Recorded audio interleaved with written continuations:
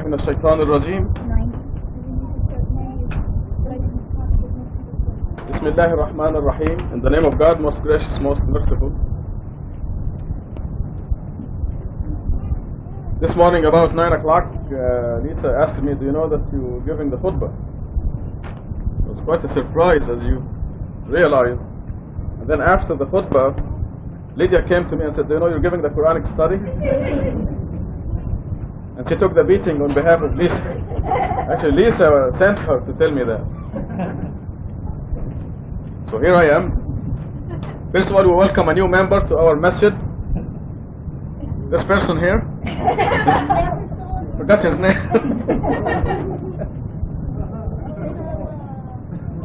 This is the former and still is Muhtasha Harrison. The one and only. MashaAllah. Welcome back. Before I start, there is also one more point that I wanted to mention. Thanks to our Iranian brothers and sisters, there's a little bit of confusion now about your arms, what to do with your arms when you pray. You give them like this or put them straight down.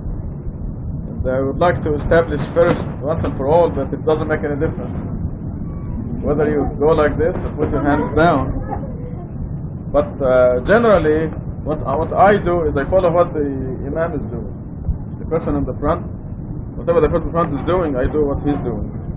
And I recommend that for you.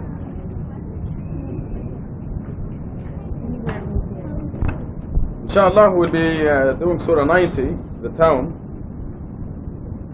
and whatever we can afterwards. At 8:30, the children will practice onas. You know, they'll be singing at the conference. So we'll give them maybe 20 minutes. 20 minutes to 9. 20 minutes enough? 20 minutes to practice a new song on us. Should be enjoyable, inshallah. Surah 90, the town, in the name of God, most gracious, most merciful. I solemnly swear by this town, the town where you live, the begetting and the begotten, we created the human being to work hard, to redeem himself. Does he think that no one will ever call him to account? He boasts, I spent so much money. Does he think that no one sees him? Did you not give him 2 eyes, a tongue and 2 lips? Number 10, did you not show him the 2 paths? He should choose the difficult path. Which one is the difficult path? The freeing of slaves, feeding during the time of hardship, orphans who are related, or the poor who is in need, and being one of those who believe, and exhorting one another to be steadfast, and exhorting one another to be kind. These have deserved happiness. As for those who disbelieved in our revelations, they have incurred misery. They will be confined in the hellfire. So that's the whole surah. I go back to the beginning, swearing God usually starts many of these short surahs with a profound statement. And this town, meaning Mecca, is profound because God made it sacred by putting His shrine there to serve as the focal point or a point of organization for all believers around the world. When we stand in prayer, we don't fight as to which direction we should face. God already decided for us that we're going to face the direction of Mecca. So every believer, every Muslim around the world is praying, facing that point. So the first verse is simply a profound statement, as in many other surahs. And it is the town where the Prophet Muhammad lived, through whom this Quran was revealed.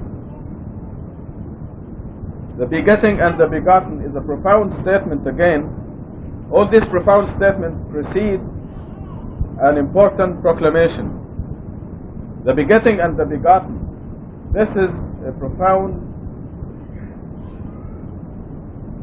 fact of life. If you take, for example, birds. The bird laying an egg. The egg has been fertilized by 2 parents, through 2 parents. half a reproductive cell is half a normal cell. One reproductive cell from the male and the other half comes from the female. They combine to form an embryo. In birds, the egg is laid, that is fertilized, and then the fact that the birds sit on the eggs, they take turns, the male and female in most species, taking turns sitting on the egg. Why do they do that? Who taught them to do that? And what's happening inside that shell, the egg? After a period of time, it is becoming obvious more and more that it's a multiple of 7, 21 days in some birds. 21, 7 times 3.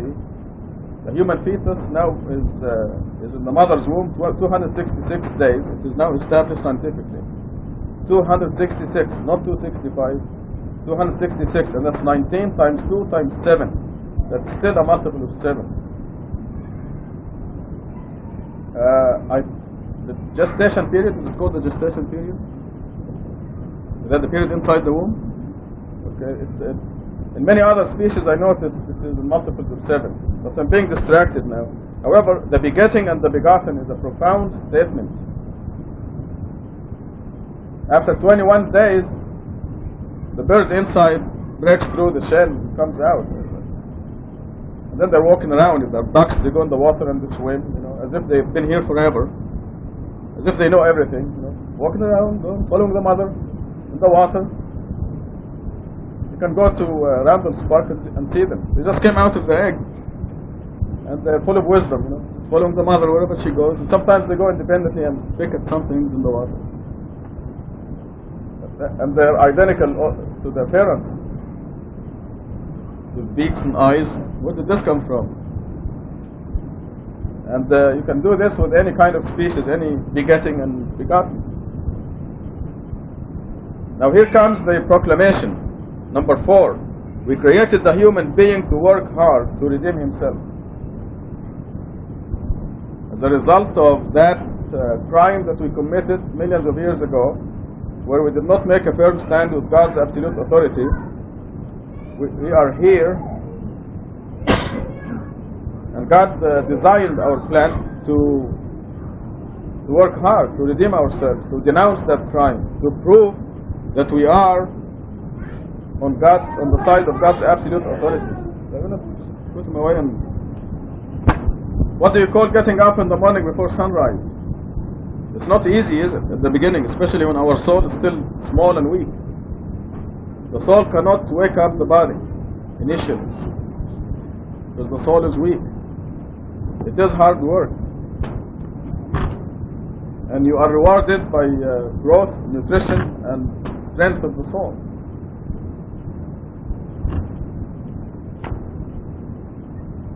Created the human being to work hard. The lazy person who does not work hard and does not get up before sunrise, what is the result? He or she ends up with a shrunken, weak soul that will not amount to anything in the real life, in eternity. They will be born into eternity deformed.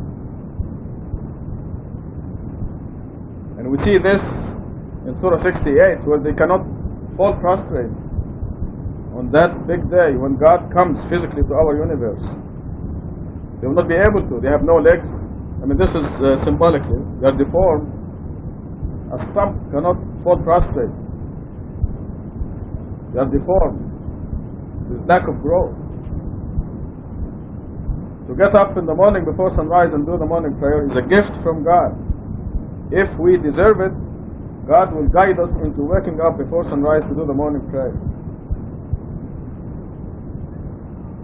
For the young people, I don't want you to be alarmed, because it may be difficult for you, but eventually you will be able to train your body to get up in the morning before sunrise. If you're unable to do it now, don't be too disturbed. It is normal, let me tell you this, because I don't want to be too hard on you. It is normal to start out by doing one prayer a day. Let us say the morning prayer as soon as you get up at 10 or 11 in the morning. Then it will be 2 prayers a day. Then it will be 3 prayers a day. Then you will do the morning prayer before sunrise and you will enjoy it.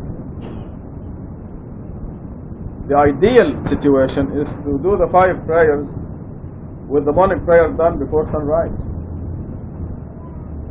Also, God tells us in the Quran that we cannot do it every day. You're going to miss once in a while. So always think of the positive and be glad, be happy with the achievements that you do. If you miss 1 time a week or something, don't feel too guilty. Be glad that you did 6 out of the 7 days. Morning prayers before sunrise. Ideally, you will not miss anything. You do the morning before sunrise and you do the other 4 prayers as well. We created the human being to work hard, to redeem himself. There's a footnote here that says, see the introduction in Appendix 7 for the purpose behind our creation. Redeem ourselves. Go back to God's kingdom where we were. We got ourselves out by being interested in Satan's theory that others besides God can have power. And the people are doing the same mistake now. They think Jesus can have power, or Mary, or Saint Jude, or Muhammad, or Ali, or Hussein, or Mahdi, or whatever. People are repeating the same mistake. We did. God saved us. And this is how we get redeemed. By upholding the words of God alone and worshipping God alone. Number 5 talks about those who fail to redeem themselves. Does he think that no one will ever call him to account? See, everything we do here is credited to us or held against us. Whatever we do here. And anything is forgivable except idol worship, if maintained until death. That's the unforgivable crime, because this is why we're here. We're here for just one reason, to establish the fact that we know that only God possesses all power. So number 5 is telling us that every one of us will be called to account. With the majority of people, they will be asked, why didn't you develop your soul? How come you fed your body 3 meals a day, but you failed to feed yourself, your soul? Most people go through the whole life without feeding the real person a single meal. And this is repeated in the Quran. Most people, no matter what you do, will not believe. And most of those who believe will fall into idolatry, into idol worship. And we see this everywhere, don't we? Just think of any mosque in the world that says the adhan, for example, the call to prayer, devoted to God alone, without the name of Muhammad or Ali or somebody besides God. In all of Iran or Pakistan or Egypt or Saudi Arabia, there isn't a single one mosque that is devoted to God alone, which goes against the commandments of the Quran. What happened to their brains? They're just repeating what they did in the high society.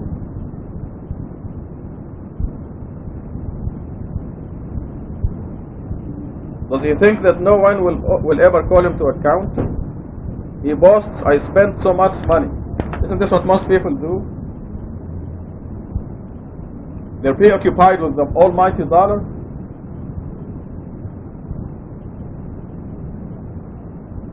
In the meeting with our brothers and sisters in New York, I was asking them, when you get up in the morning, what is your list of priorities? Are you going to have 3 meals today? Just when you open your eyes in the morning, ask yourself these questions. What am I going to do today? I'm going to have 3 meals today? That's about 30 minutes, at least. Am I going to the bathroom today? 2 or 3 times. Am I going to work today? 4 to 8 hours. Am I going to exercise today? 30 to 60 minutes. What else will I do? Will I watch the TV today for 1 or 2 hours? Will I give God 25 minutes? Will I do my 5 prayers today? Even with some Muslims The 5 prayers take a back seat to everything else. You ask them, why did you come to the Friday prayer? Why did you do the 5 prayers? You say, I had an appointment here and there, and I did this and that, and there was no time for the prayer.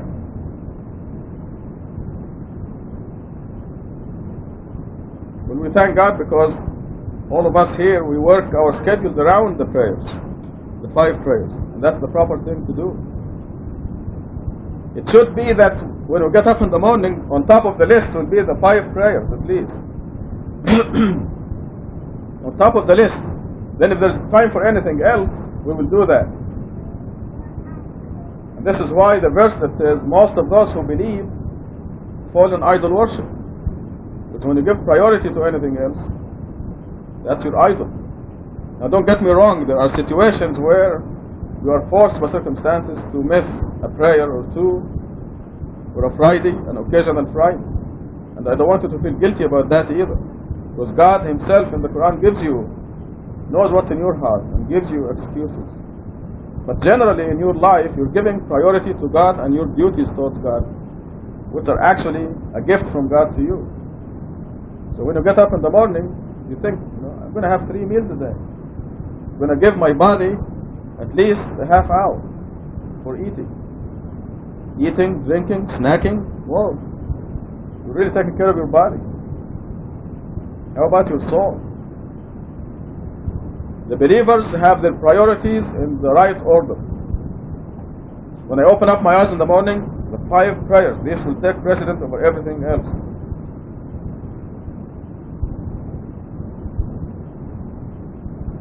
Number 6, he boasts, I spent so much money.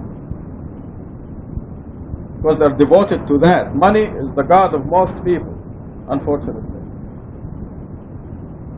If the boss says you're going to come tomorrow at 3 o'clock in the morning, they will set the alarm at 2 o'clock, and they will get up at 2 o'clock, very energetic, put on their clothes and go to that field trip at 3 o'clock in the morning.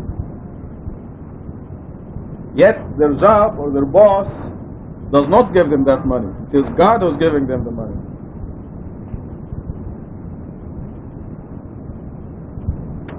I want to share with you an important verse, so I go get my index. Speaking of money, in verse 6, there's a very important verse that we should all be very familiar with.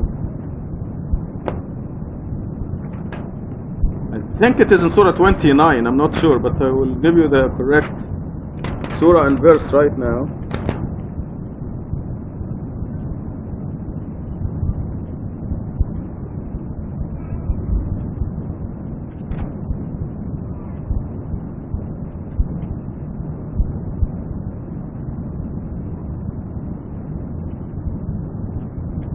Yeah, it is Surah 29, verse 17.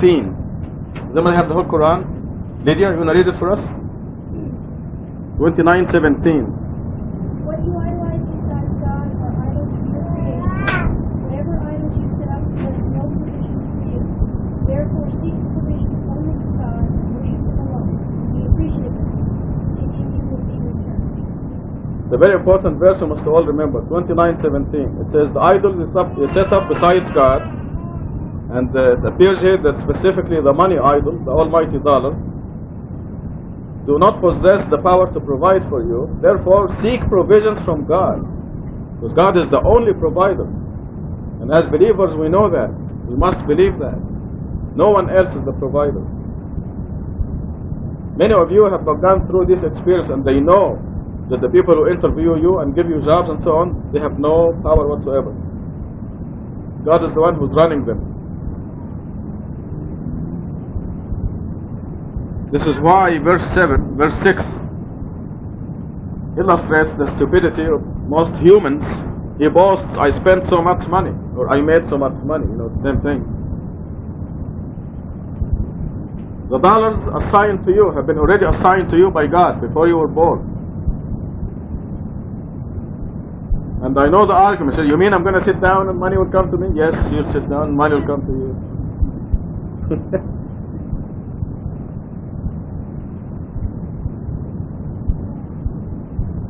I mean, God will see to it. As a believer, you will you will work and you will make money. God will provide for you through the right and proper way.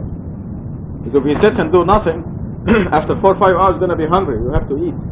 So how will you eat? You will go look for, dig a ditch or something to make some money to eat. So you will work to eat, and God will provide you through that. So there is a system, a divine system that we know. Number 7, another question. Does he think that no one sees him? In other words, everything is recorded. Just think that there is a video camera going with you wherever you go. And you're going to find that videotape hanging in your neck on the day of judgment.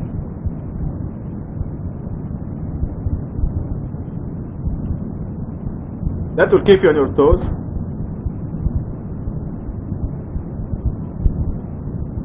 Ironically, the believers do this automatically. They don't. They know God is with them the whole time, and they know there are video specialists with the most sophisticated video cameras. I mean, the cameras themselves are invisible, but they take 3-dimensional pictures. It's the most sophisticated videotape, and you're going to have it hanging in your neck on the day of judgment. As a believer, you have the privilege of editing it. You're going to have a perfect tape. Does he think that no one sees him? What is the implication here? The believers are aware of the invisible forces and God's invisible soldiers. This is what the believers, when God tells them they're guaranteed perfect life, perfect protection, they know they're perfectly protected by God. No virus can attack you. You're protected. You may go through some tests.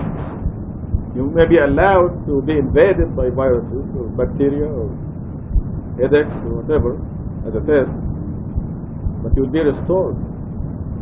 You know you'll be restored. We're all aware of the tests, and all the tests for the believers are restorable. Not the tests themselves. The believer is restorable. Whatever happens are things that can be erased completely, but you are fully protected. Number 8 tells us, did we not give him 2 eyes? I'm looking for somebody who recorded that Discovery program about the eyes. That should make a believer of anybody, that program. If you know if anybody recorded it, I think I asked Phil Travers to record it for me, and chances are he did when I was away. In that case, we'll share it together on one of those Fridays. But I don't need to tell you how incredible the eye is. Just the muscles that focus the lens of your eye immediately. I mean, how fast does your eye move from this to this? You know, it focuses immediately. I look at the paper and I'm focused. Excuse me, I have to put my glasses on. And my eye focuses with the glasses, and I can see the reading here. Then look at Adib, and it focuses on Adib. He's not out of focus. In a fraction of a second. The muscles. If you look in the mirror, you can see your muscles working. Does anybody do that? Everybody do that? When you're curious, you look in the mirror and you turn the light on. To catch your pupil as it goes like this. How many people I did that? Those who laughed, you know, they know it. You know what I mean? I must have been 10 years old or something, and I went to the mirror with a flashlight. You look in there. Huh? Right. And then I surprised my eye and turned the light on, and I could see the pupil goes like this. These are muscles at work. Did we not give him 2 eyes, a tongue and 2 lips? That was Mahmoud's last khutbah. That tongue is an incredible thing. We cannot eat without it, actually, because it keeps the food under the grinders, those things, your teeth. The tongue pushes it. You confuse the tongue sometimes if you eat on both sides. Then you bite your tongue. Did you do that? If you're greedy and you don't you don't follow the Quran, the food is too good.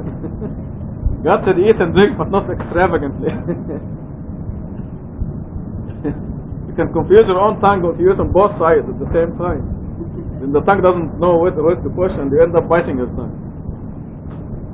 But it's an incredible. That tongue is an incredible thing. You cannot talk without it either. Just try to say anything and be conscious of the movements of your tongue, up and down and to the side as you talk.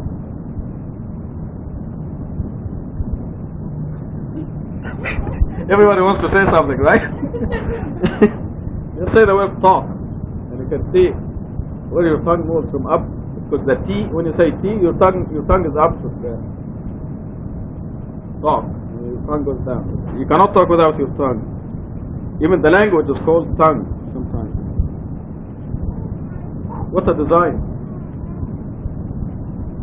So God is telling us about His greatness, which is incomprehensible. God's greatness is immense. It's not just controlling your tongue, but also the mosquito that's flying in the air. The heart of that mosquito is being controlled by God. The amount of nutrition that is assigned to that mosquito, which includes some of your blood, is also recorded. And it is computerized to coincide with something wrong you did. Then you get a bite. Or to give you some entertainment, like on our way to San Francisco, for example, and we went to pray in a rest area. Boy, did we beat ourselves. That was the fastest prayer we ever prayed. There were 5 billion hungry mosquitoes waiting for us. And they were so sly, you know, they waited until we said Allahu Akbar.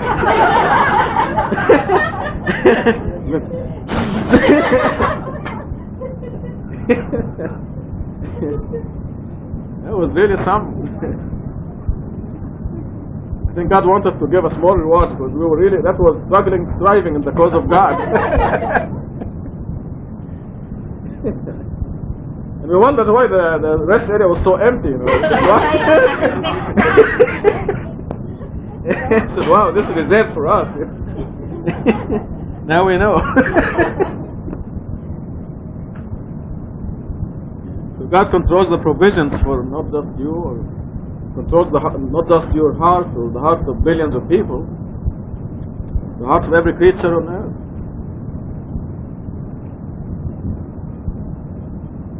Number 10 is a great blessing. A great blessing. Did we not show him the two paths? Right and wrong.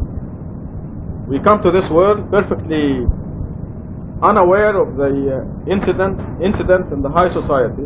We start out clean in this world, and then we receive two messages: a message of God alone, message from God, and a message of God and somebody else, from Satan.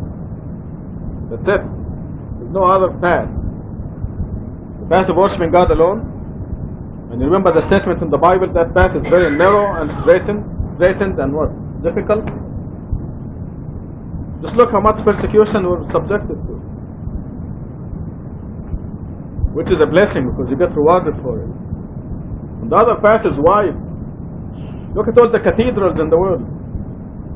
The Crystal Cathedral in Anaheim, they all belong to Satan.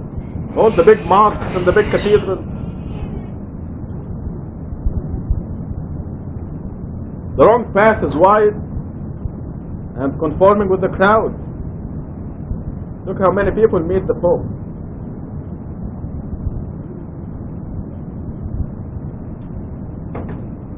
One of the most important people on earth, would go to Los Angeles, nobody will even know. When the Pope goes to Los Angeles, there's security and arrangements and a Pope-mobile and all kinds of things. But when you go to Los Angeles, nobody hears about it. Yet you're a very, very important person. Such is this world, Satan's kingdom. Did we not show him the two paths? And here is God's recommendation on number 11. You should choose the difficult path. But this is how you train your wild horse, your body. God is recommending that we choose the difficult path. Again, we talk about getting up in the morning before sunrise. It's not really so difficult, I don't know. But yeah.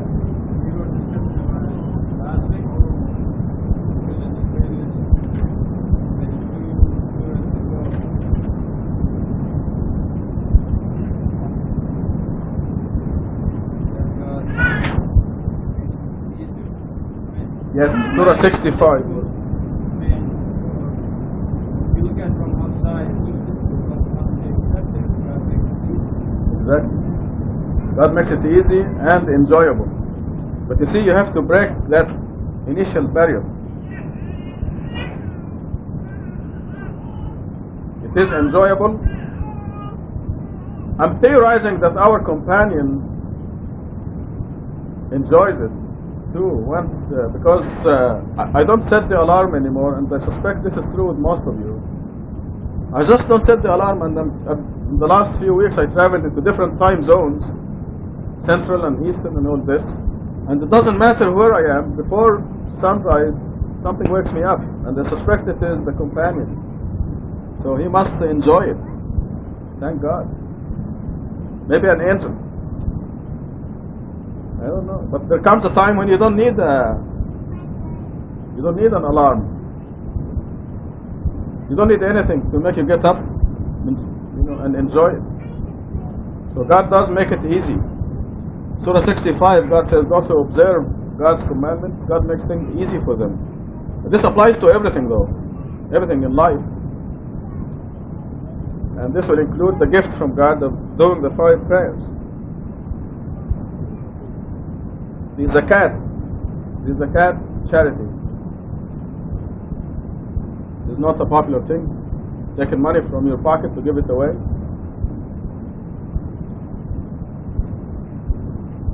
I came back from a 2-week absence, and they opened this drawer, and there were zakat envelopes from people, anonymous people. These are people who really believe in God, because where do they get the credit? Because they believe in God. I say to Lisa, whose handwriting is this? I haven't cracked that yet, but I know that there are people that God loves.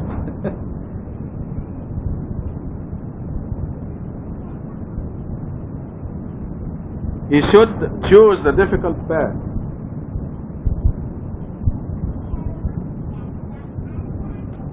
God's commandments, taming the wild horse. Discipline. When you are praying, this is discipline. You see Amir praying, actually standing still for about 5 minutes. I mean, that's a miracle. And he is rewarded generously for that. This is discipline. I mean, at his age, I'd be running around all over the place, jumping up and down. But to be standing still like this, bowing and prostrating before God, it's a tremendous blessing. And a lot of discipline. This is what God means here, why he should choose the difficult path.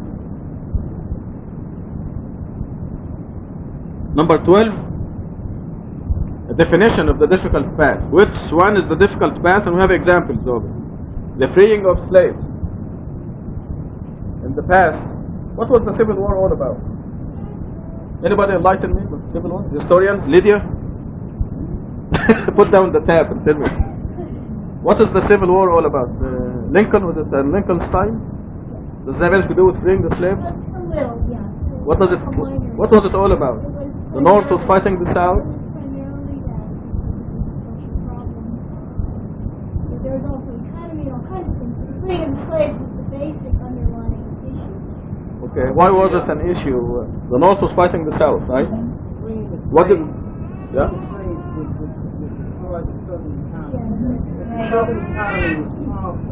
Oh, okay. The South resisted. The South resisted. So the idea that the North got involved in the Civil War to free the slaves is exaggerated. They got involved in the war to destroy the economy of the South. And they knew they had to bring slavery in order to do it. Okay, Matt? The South was a very economy of the North and South. Hey, Rashada, hey, kid.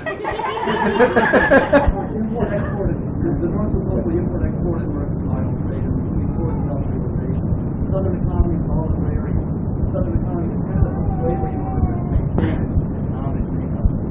So, and of course, freeing of slaves was a big issue for 50 years before the war started, but it was mostly for religious purposes and other stuff. It was a side issue. The South So wanted- part of it was that the South was resisting the law to free the slaves. They wanted to protect the social economy. They did not want to free the slaves. You know, because it would destroy the economy. Whatever the reason, they did not want to do it. And therefore, it is given here as an example of something that the human being does not want to do. Yes, number 13 says the freeing of slaves is indicated as a difficult job that must be done by believers. In the United States, we still have a system where the vast majority of workers support a very small percentage of people who have a large amount of money. Yes. So economically, there's a situation, Slavery. that still exists. But it is not the same as the slavery that existed at the time of revelation of the Quran until 100 years ago in this country. I mean, you can actually see traces of it until now. I think the racism that we still see in this country is the tail end of consequences of slavery and so on. Number. The idea is that you always have a group of people Yeah. who can Exploit as laborers, yes. And it's not limited to one group. It's not limited to black. Well, you can certainly define slavery as exploitation of other humans. And it is indicated by the Quran as a vicious, terrible crime. Yes.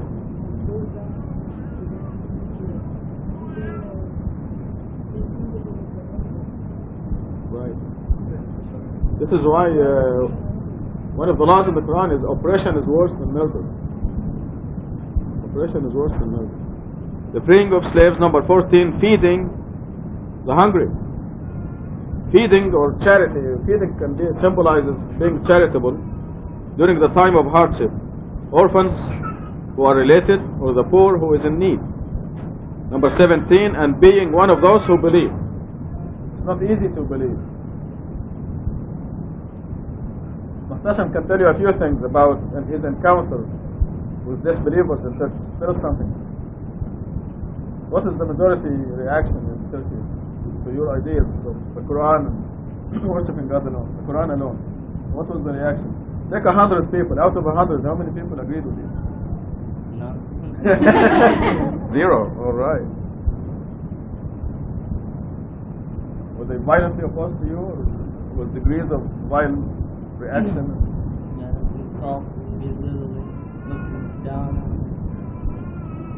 They insulted him because he says, follow the Quran alone.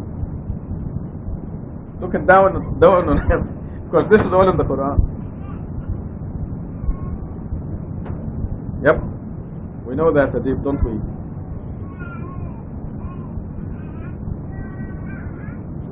And it seems to be that the Muslims, quote unquote, are the ones who are doing this.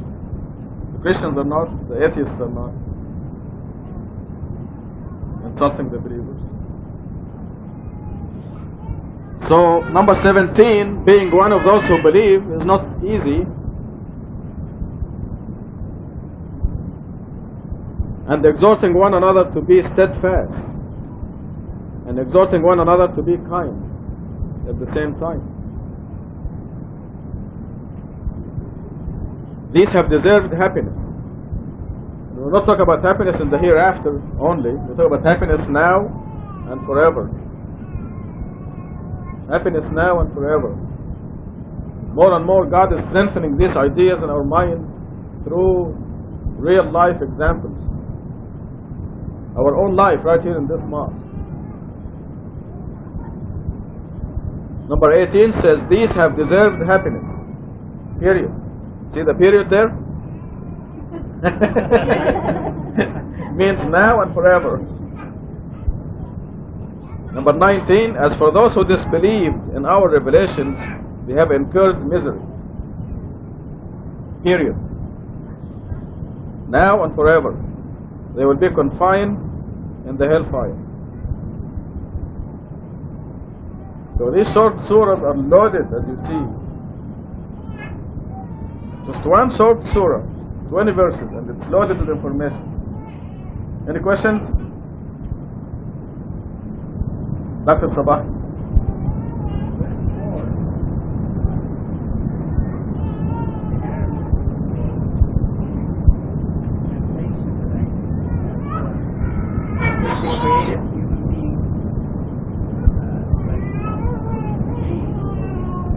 To suffer.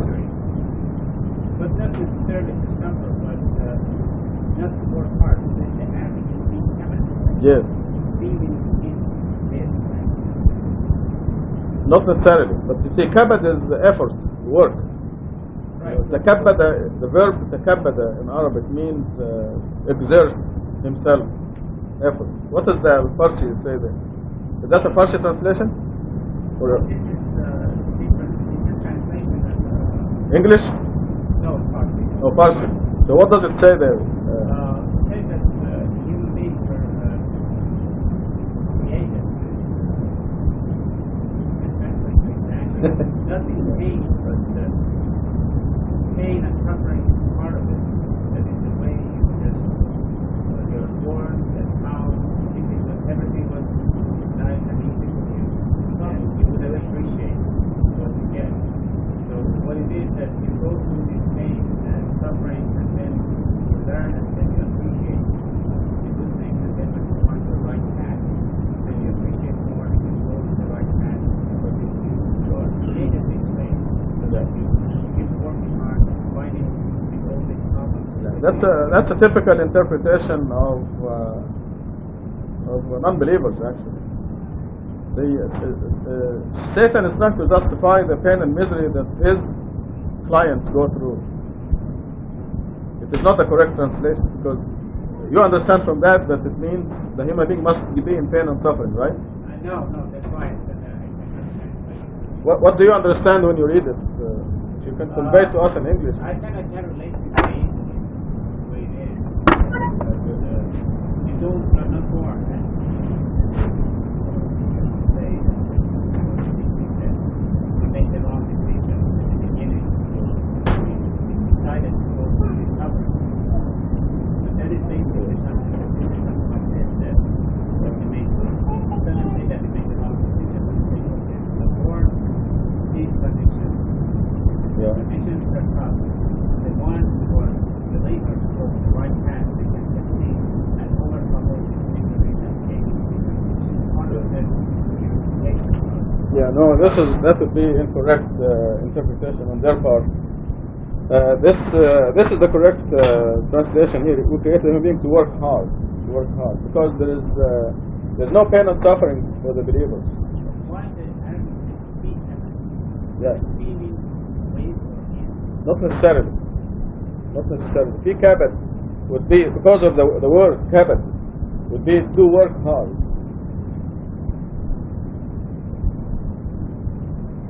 There are other fi words that do not mean in. For example, when they say إنهم لفي شك منه مريب, في شك means they have doubts. So it is not. It's not exactly in. Sometimes it is in. So kabat is a very clear word. I think even the old translation said that. What did the old translation say, Kevin? Verse 4. You created human beings to attain a certain accomplishment. Okay. Work at it.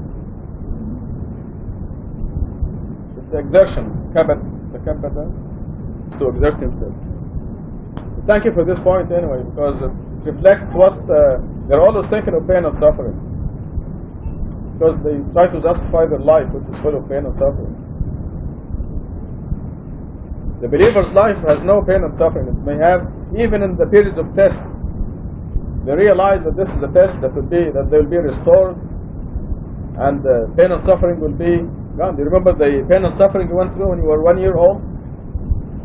The shots that went through, do you remember those? Nope. They're gone. So the pain and suffering in test will be something that is simple and will go fast. Will be forgotten and will be restored. Other questions? David?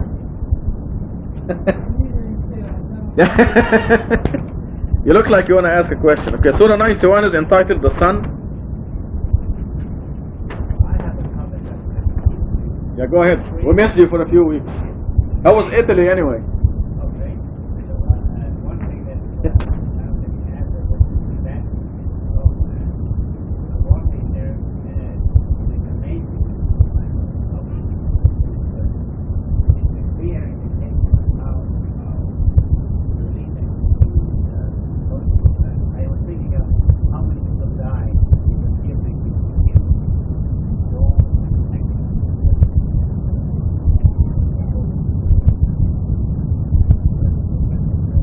You see the statue of Jesus where the foot is all worn down for touching it? You see that in the main building of the Vatican, and you walk about 50 yards to the right, they have a statue of Jesus, and people touch the foot of it, and it's worn down. Half the foot is it's rock, it's granite. Just from touching it, it's worn down. And they're proud of that, actually. They show it off. Have you seen it, Philip? You went to the Vatican? That's it's an amazing demonstration of idol worship. And then they have the tombs of some saints in the basement. Did you go to those, Mahmoud? In the basement of the Vatican, they have some tombs of Peter and some other saints. Yeah. You ran away fast. I investigated the whole thing. It was repulsive, just as repulsive as the Prophet's Mosque in Medina. Go ahead. Yeah, and the green of space, I think, would apply to not just brave human beings, free yourself from anything that you're a slave of. Exactly, yes. That's why you continue. Yes. And why don't you slave go back to the time of Muhammad and slave to get back to that? That's slave, you can be slave of anything. it's beautiful, yes. Yes. Yes, very good point. MashaAllah. Don't be a slave of your job, or your spouse, or children. Be a slave of God alone.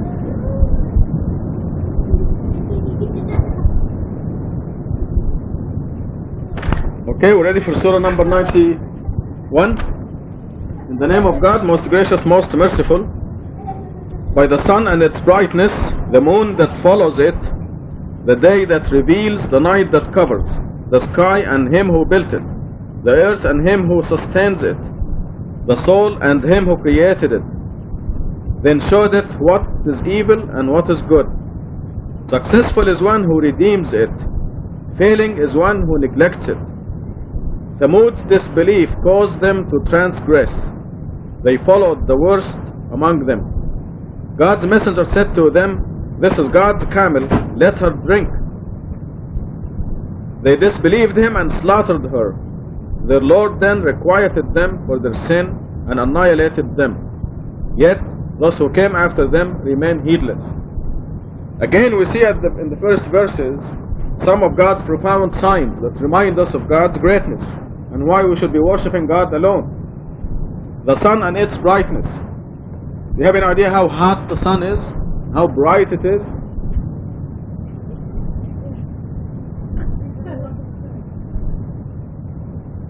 "93 million miles away," and you go out at noon there, and with a lens you can actually burn anything. If you can put a piece of paper and the lens in the focal point, you can burn the paper. Very bright and very hot. And Muhammad or Jesus had nothing to do with creating that sun. St. Jude had nothing to do with creating that sun, or adding a single atom to it. Yet the people thank him for their successful operations.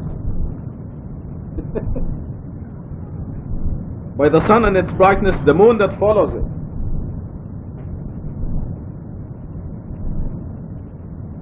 What is the moon? The something hanging in space.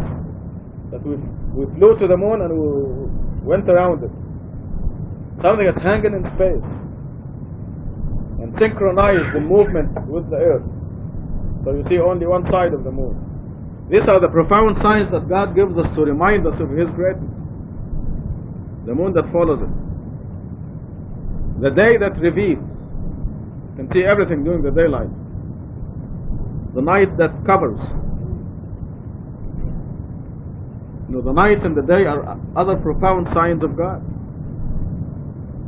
In fact, last night I saw that phenomenon of the night rolling over the day and the day rolling over the night.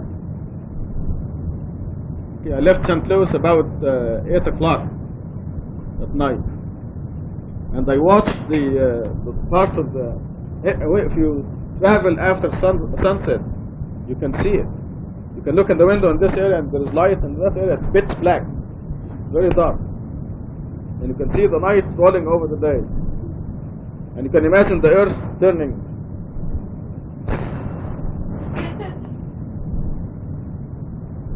The sun set and the night overtaking the day. These are profound signs of God. And the miraculous things in the Quran and the infallibility of the Quran is manifested in the fact that God says when the world ends, half will be at night and half will be in the day. God says our command will come to it during the day or the night. Because half the earth will be daylight and half the earth will be at night. If it was a human written book, they would have made a stupid mistake. Our command will come at 12 noon. You know? Well, 12 noon New York time or Tucson time. You know? It's an infallible book. Another profound sign, number 5, the sky and Him who built it. Trillions, decillions of heavenly bodies in precise orbits, never crashing with one another. By the way, we opened Ihsan Ramadan. I was in our house the day before yesterday, and we got the newspaper to see what time is sunrise, what time is sunset. The Washington Post. You can get the Washington Post here, even the library. And as it turns out, they give you the rise and set of every member of the solar system: Venus and Mars and Jupiter, the Moon, the Sun. Give you the sunrise and moon and sunset, the moon rise and moon set every day. The Mars rise and the Mars set, the Venus rise and the Venus set. We know it by fractions of minutes. And the dummies in Saudi Arabia still want to watch the moon to fast Ramadan. They have to see the moon to fast Ramadan. Every morning in the Washington Post, you can check it in the library. They give you the sunrise, the moon rise, the Venus rise, the Mars rise, the Jupiter, Saturn. It's under the list called the solar system, rise and set. That's how precise God's system is. And we just talk about the solar system, which is a minute mote in our universe, within the Milky Way galaxy. There are billions of suns in our Milky Way galaxy, and ours is one of the tiny ones. The sky and Him who built it. Muhammad or Jesus or Mary had nothing to do with the Mars rise and Mars set every day. Number 6, the earth and Him who sustains it.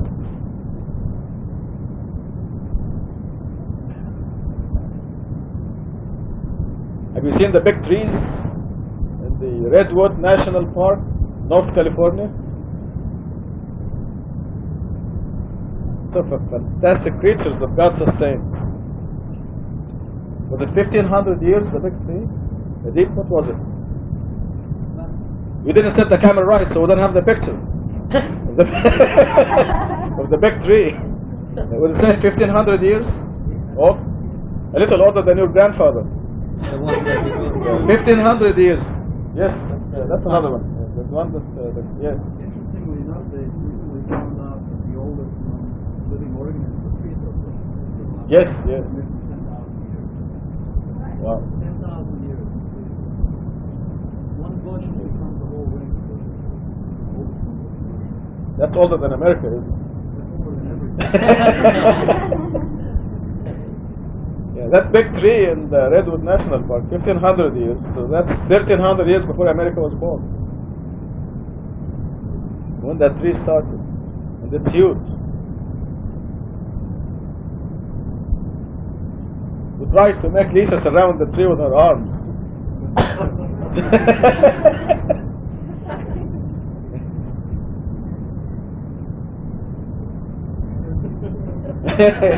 No, I think even if we put Frank next to the tree, he would look like a tiny person there. The amazing creature that God sustains. The earth and Him who sustains it. Number 7, the soul and Him who created it. God created the soul and made it invisible. Number 8, again, the message. Then showed it what is evil and what is good. What is evil is idol worship, and what is good is worshiping God alone. It's as simple as that. Successful is one who redeems it. That's the objective of our life, right there. Number 9, redeem your soul by feeding it every day. 5 prayers. Being charitable, being righteous. Never lie, cheat, be a person of your word.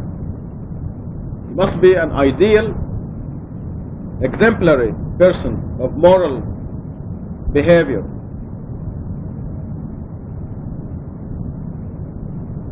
In every respect. Successful is one who redeems it. Failing is one who neglects it. See, it's mostly neglect. Most people out there in the street, they're neglecting their soul. They can be the nicest people in the world, but they're neglecting to feed their souls. They have to worship God alone to grow and develop. And then we're given examples from 11, 12, 13, 14, and 15 of Thamud and how they didn't listen to God's messenger and they ended up incurring retribution. And number 15 tells us to learn from those examples. And thank you very much and God bless you. We're going to have the children sing for us. Unless you have any questions about Surah 91. And let's see who's going to give the Quranic study list and the Jum'ah. You're going to be stuck with it. Catherine, going to give the Quranic study next week. And the Jum'ah prayer. Douglas, going to give the Jum'ah khutbah. Okay. This is all set. Where is Sarah? Sarah here?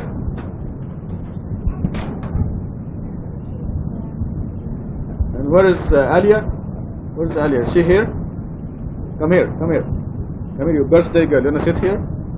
Sarah, you want to sit there? Who's going to give you a big prayer. These two girls are having birthdays this week. When was your birthday? Yesterday? Yesterday was your birthday. Yours is Monday? MashaAllah. You're growing so fast. Slow down. MashaAllah. We're going to read Al-Fatiha for these two beautiful girls because of their birthday, that God gives them a very happy year coming up, and every year will be happier than the previous year. Inshallah. Al-Fatiha. Bismillah ar-Rahman ar-Rahim. Alhamdulillahi Rabbil Alameen. الرحمن الرحيم مالك يوم الدين إياك نعبد وإياك نستعين اهدنا الصراط المستقيم صراط الذين أنعمت عليهم غير المغضوب عليهم ولا الضالين. Congratulations, you're going to eat the first cupcakes, okay? Okay, you want to call the kids and we're going to listen to them?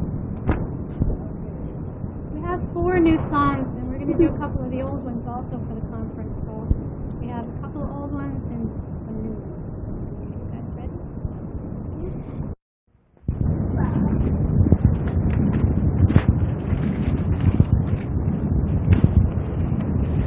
Bismillah ar-Rahman ar-Rahim. When the heaven is shattered, the planets are scattered, the oceans are exploded, the graves are opened, every soul will find out that what caused it to advance and what caused it to regret. O you human being, what diverted you from your Lord most honorable, the one who created you, designed you, and perfected you? In whatever design He chose, He constructed it. Indeed, you disbelieve in the religion, oblivious to the fact that there are invisible keepers around you. They are honest recorders. They record everything you do. Surely the pious have deserved bliss, while the wicked have deserved hell. Will incur it on the day of judgment. They never leave it. Awesome is the day of judgment. What a day, the day of judgment. That is the day when no soul can help another soul, and all decisions on that day will belong to God.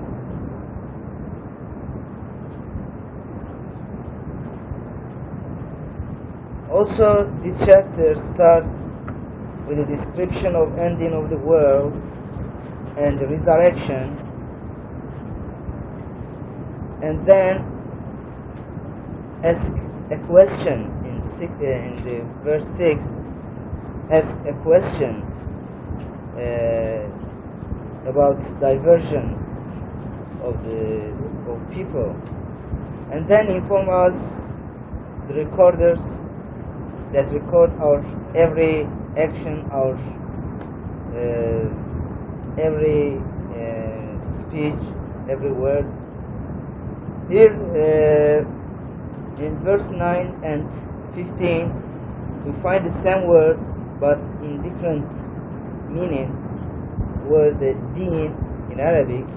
In the verse 9 it is its meaning is religion, but in verse 15 we find it as the day of judgment, Yawm al-Din. And the description of Yawm al-Din is excludes all intercession, all kind of intercession. That day, the dominion, everything will be, the decision will belong to God. Nobody will help each other.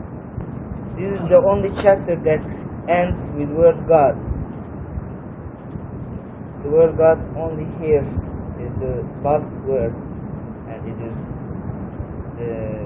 in 19th, the verse 19, and from the end it is also the 19th word of God. Word God. Can you explain that? Yes. Can you explain that? Here, this chapter is the only chapter that ends with Allah, with word Allah. You can find near 19 word Allah, and this is the 19th verse. The verse number is 19, and if you count from the end of the Quran the word Allah, and you will come here, this you find this is the 19th word Allah from the end. Now it's clear.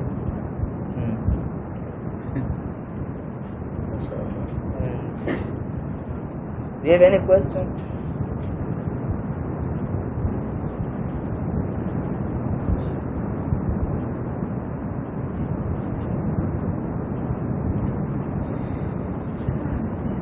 Yes. The word God?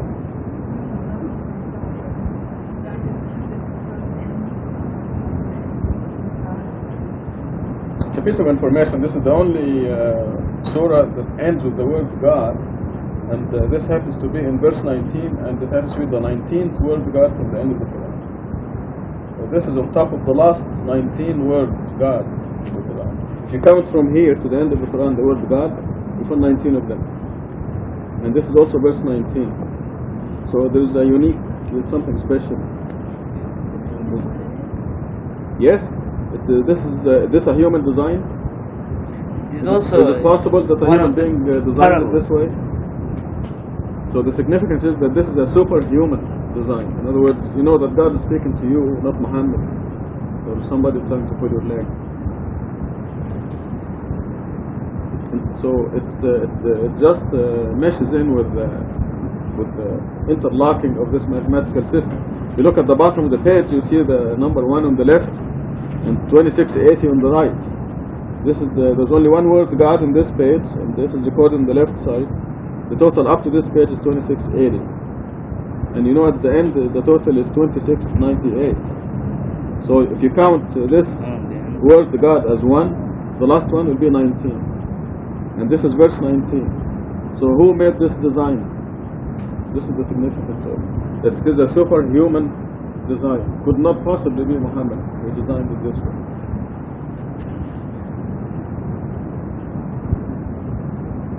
And I want to point out something about Yawm al-Din. We see in Surah chapter Fatiha that we always reciting our prayers. We say Malik Yawm al-Din, the King of the Day of Judgment.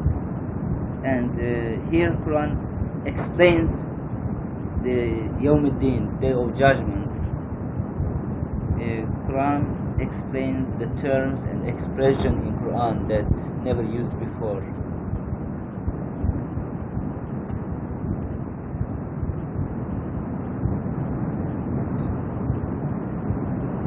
Okay, Surah 83. You know, I the Day of Judgment is basically the English phrase that comes in the Bible. During your life, you represent the Arabic early Day of Judgment. That doesn't mean religion. Dain. How about Dain? What does Dain mean? It's not the same word as the word. No? Double meaning. Din. What is Dain? You know what Dain is? No, Dain, not Deen. Dain. Right. Death, Right. What is death? This is, in other words, this is the day where you pay your debt, or you get paid. The day you get paid. Yawm al-Dain or Yawm al-Din. It's all related. It's the day of religion, the day of debt, where you pay your debt, so you get paid for your loan. Where you open your PRA book. The Day of Judgment is basically taking the word from the Bible and describing that day. There's nothing wrong with that. It's the same author. Right, I realize But Dain is debt. Some people look at it this way. So this is a hybrid between Dain and Deen. Yawm al-Din. I mean, religion means Deen, but also means judgment. Day of Judgment is a very good text. There are other specific, using this same word, and it's much more specific. I can find it for you. For what? Throughout the Quran. For judgment, day of judgment. Yawm al-Haq? No, Yawm al-Din. Yawm al-Talaq?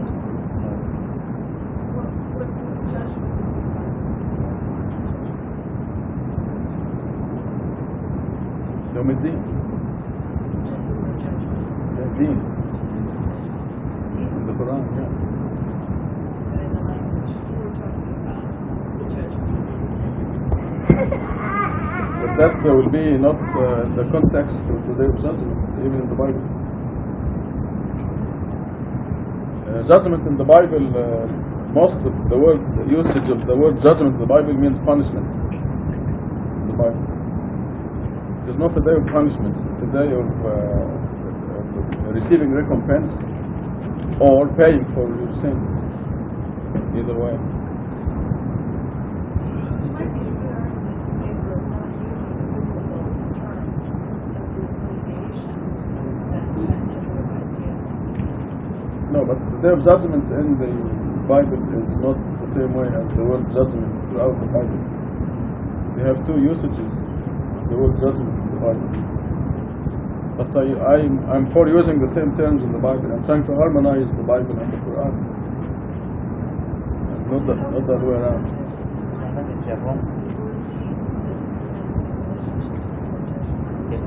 What would the day of religion mean? It will not mean anything if you use the. No, that's not what it says. No. Do you like tea? You do? You play golf a lot? So why do you like it then? I'm talking about golf. Tea. You tee off from golf? Don't you? Well, I'm asking you. No, wait, I used the same word. You had said, do you like to tee off? I would have understood exactly what you meant. Well, I was deliberately vague. No, I get your meaning that there You never play golf, yet T is okay. And let me think of something else. No, I didn't know what you mean, ambiguity of language, certainly, or double meanings of Multiple meanings. Yes. Yeah, but it just seems to me that this particular word in Arabic, the only time it means judgment is in this expression. No, that's not true. Yeah. This is what I'm saying. There are places in the Quran where it is clear. I'll find them for you.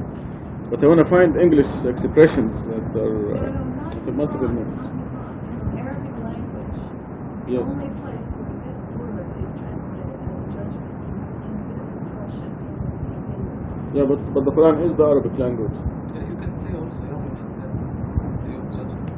This is the day of reckoning. The day of reckoning. Yeah. It's different. Also judgment. Like, No, what does the day of religion mean? has no any meaning. Right. Yes, has no any meaning. So therefore, this is not. If you say I drink, I tee off at the golf, meaning you put a cup of tea on the thing and you hit it with the club. You know, that would be the wrong usage. Yes. You know, so this, if you say the day of religion, it would be like that.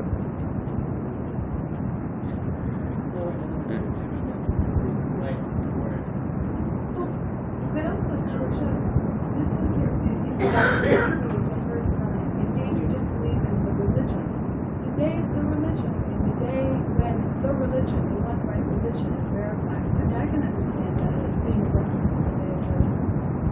But there is this connection there. So why not use the day of judgment?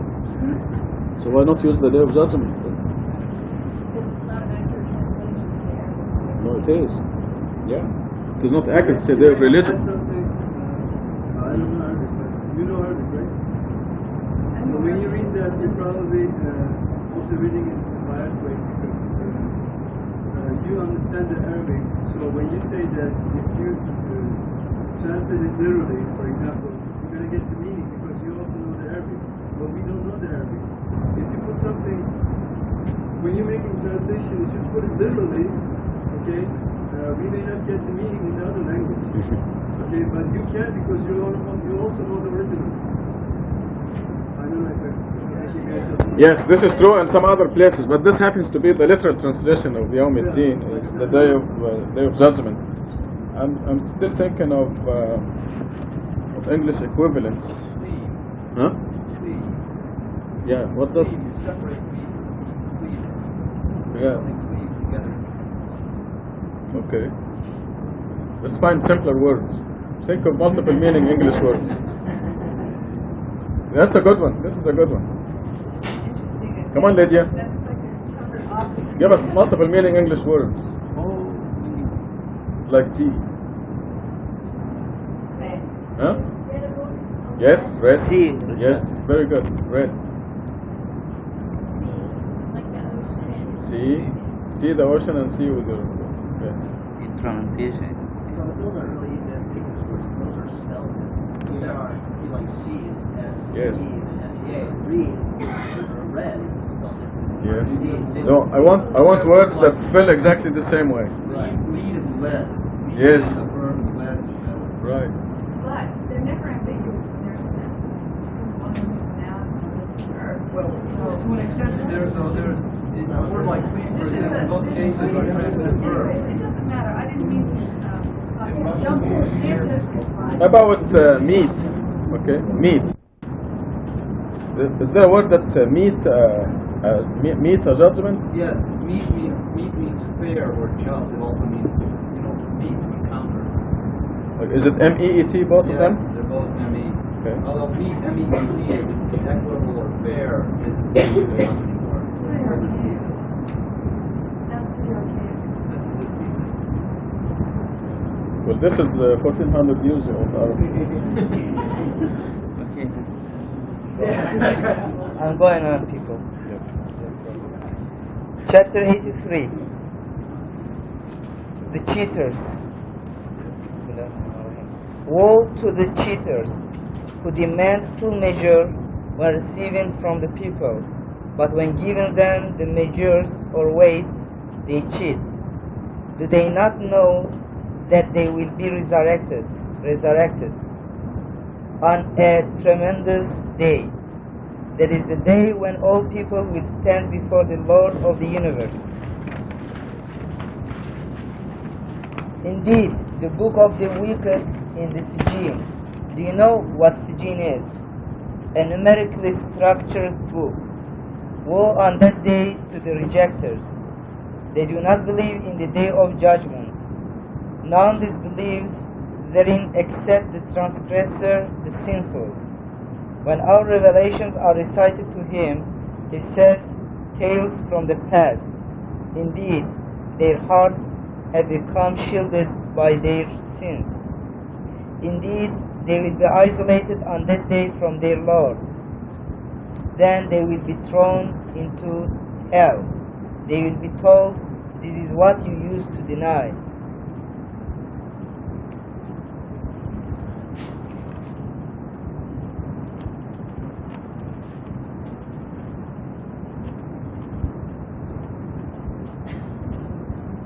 Here,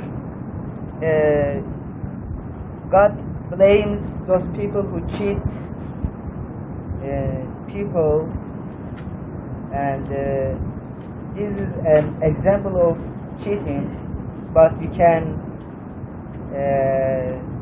from this example you can derive many other examples, and God reminds them the day of resurrection, because they will be asked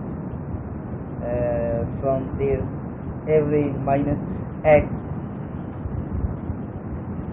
and that day the Lord of the universe only be the judge. And in verse 9 we see a description of Sijin, a book of the wicked people that called Sijin, is a numerically structured book. And God says whenever they hear the revelations or the signs or the miracles recited to them, they say tales from the past.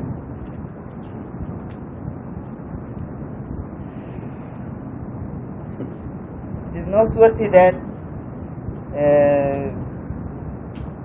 for the Miracle 19, in Turkey they published a book that they criticize, they object this miracle. The name of the book was Tales from the Past. The name of the book. 19 column, semicolon, Tales from the Past. Efsane. Do you know the word Efsane? Yes. And they just use the same expressions that described in Quran. In Turkish we have many words to condemn Miracle 19. They have many words, but they stuck in this unique expression that prophesied in Quran. This is a prophecy of Quran. I think in verse 13, when our revelations, instead of revelation, if a word that has double meaning used will be better, because in Quran, in original text, word ayat has been used, which means either miracle and revelation. Both of them include miracle and also revelation, but in English it becomes narrow, the meaning. And let's go, there is an interesting difference between righteous people and wicked people in the day of judgment, in connection with the book Sijin or Aliyin. Let's go on verse 18. Indeed, the book of the righteous will be in Aliyin. Do you know what Aliyin is? A numerically structured book. It is the same book. The description is the same, Aliyin or Sijin. What is the difference? For the wicked people, a book called Sijin, but God says, what is Sijin? A numerically structured book. And for the Righteous people also, there is a book called Eliyin, the name only different, but the description is the same. A numerically structured book. Kitabul Marqum. Let's go on to find an answer to our question. To be witnessed by those close to me, the righteous have deserved bliss. On luxurious furnishings they watch. You recognize in their faces the joy of bliss. Their drinks will be spiced with nectar. Its spice is like musk. This is what the competitors should compete for. Mixed into it will be special flavors. From a spring that is reserved for those close to me. The wicked used to laugh at those who believe.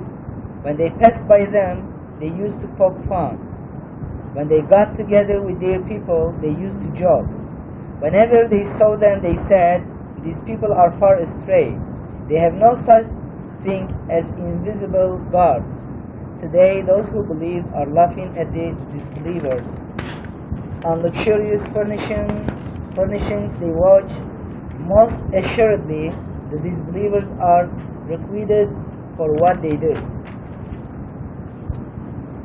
And now I am going back on verse 19 and 20, and I repeat my question to you. Can you notice the difference between Eliyin or Sijin that described in verse 7? What is the difference?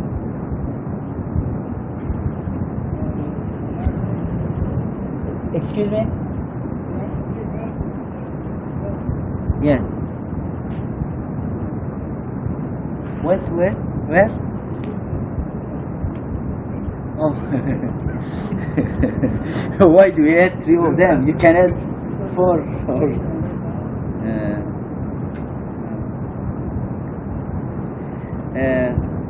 the description is the same. Yes. One implication, I know we can apply very well. Talking, we're being spoken to here in one sense of people who are unjust in terms of doing business. In one sense, a numerically structured book is a person keeping records of what sort of money he'd be taking in and what he'd be paying out, things like that. It would certainly be an item that he's doing quite a life of people he worships. But in another sense, Eliyin would, of course, refer to the miracle of the Quran, as we know it exists today. Or in another sense, just to the literal application of the individual verses of the Quran in previous generations. Is that rather vague? Thank you. I have a comment on this, or understanding. In verse 20 to 21, God describes the difference. The difference is, righteous people could read Eliyin, their book, their numerically structured book. They can read, to be witnessed by those close to me. But wicked people, they cannot understand, they cannot read numerically structured books. Their book will be written in numerical code. Their deeds will be recorded in numerical code. They are not familiar with this. In this world, they always used to deny to object this numerical code. But believers, they are familiar, they can read. And this is the only difference here. I thought you would say something else. I thought you were going to say something else, so I would say. I think the numerically structured book is the Quran. But the wicked will call it tales from the past, and the righteous will be able to see it. Because God uses the same word as the elite of the elite, al-muqarrabun, those who are close to me. Said only the elite of the elite will be permitted to see the miracle of the Quran. It's not here. Only the elite of the elite will be able to see it. It's a physical miracle. MashaAllah. Yes. But the definition in 9 and in 20, same description, a numerically structured book. But the wicked will call it tales from the past, and the righteous will witness it. MashaAllah. You agree, huh? Just. Wonderful, mashallah, yes. It solved all things, mashallah. It's the same book, but also this ties in with verses that you know, where it says that the Quran increases their wickedness. Or in other places, the Quran calls them to plunge deeper in disbelief. Their book, they record also in Quran Rashad. Quran describes all offenses and their punishment. Yes. Yes, their book. Our book Exactly. also. Yes. Yes. Yes, go ahead. No. Well, it necessarily refers to the Quran. actually. No, necessarily it refers to Quran. Yes. MashaAllah. Yes. Good.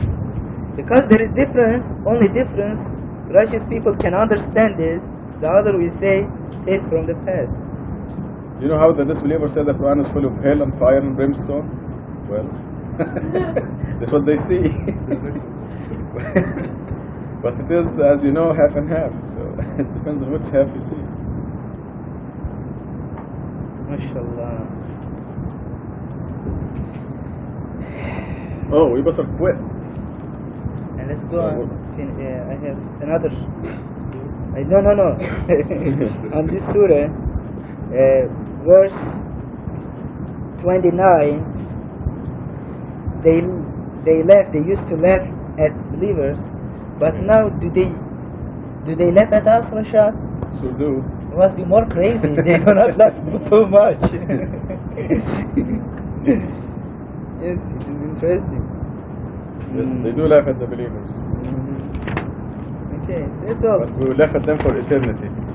Thank you very much. God bless you. Good job. Don't